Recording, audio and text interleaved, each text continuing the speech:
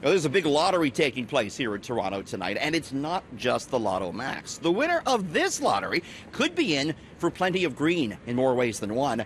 The provincial government is picking names out of a hat to find out who's going to be able to sell pot in the province. That's awesome. Those that wanted to open a cannabis shop had between Monday and Wednesday to submit their name. The Alcohol and Gaming Commission, which will regulate the province's retail cannabis outlets, are picking the winners at random today. Even though the lottery is closed, Attorney General Caroline Mulroney was tight-lipped about it. Minister, can you tell us, now that the lottery is underway, how many people entered that lottery? How many people were looking for a license? Well, I can't tell you the specifics because I don't know. We're going to wait to hear the results from the AGCO, but just based on what I've been reading and seeing on the news, I know that interest is high. So we'd expect many expressions of interest, but I don't have the exact number. Those selected in the lottery today will have 5 business days to turn in a business plan, along with a $6,000 non-refundable fee and a $50,000 letter of credit. The Attorney General says there will be a good vetting process. It's the AGCO's job to make sure that those who apply and are granted licenses are qualified to run a store. So the initial plan by the Ford government was to basically open the door to allow anyone to sell cannabis that wanted to, unlimited licenses. But that was changed to just 25 stores for the entire province.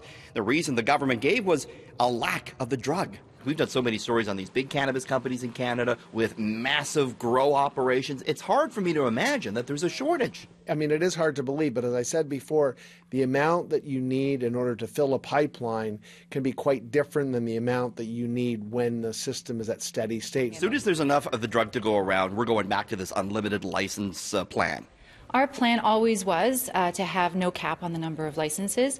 We believe that this should be market-driven. These retail stores are set to open on April 1st. The big concern, though, continues to be with the small number of stores. The lottery will provide for just 6 retail locations in the GTA and only 5 cannabis shops in Toronto. We can all agree that obviously that's clearly not enough for a city this size. Do you think the city should have been allocated some more stores under this 25 license regime?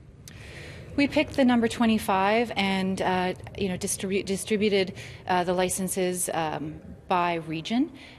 Certainly, we need to see more stores in place across the province. There's 610 LCBO stores in the province, and there's going to be only 25 cannabis stores open. It's clear to see that's not going to be enough, right? No, clearly. And even when you look at in the GTA, 5 million people, how many LCBOs are there? Probably 200 or more. And here we have 5. If I'm one of the persons that gets my name picked tonight in this lottery, that's a retail dream, don't you think? I'm going to clean up, right? Well, certainly in the short term, if you are one of 5 stores in Toronto, a lot of people, for example, don't want to buy online. Why do they not want to buy online? Because when you buy online, you actually have to give information. I would say, yeah, I mean, I wouldn't mind having one of those licenses if there was only 5 stores in Toronto. Right now, the only way to buy cannabis legally in the province of Ontario is through the government-owned website. We're expecting to find out at some point in the next 24 hours who wins the big pot lottery. On Dundas, Richard Southern, City News.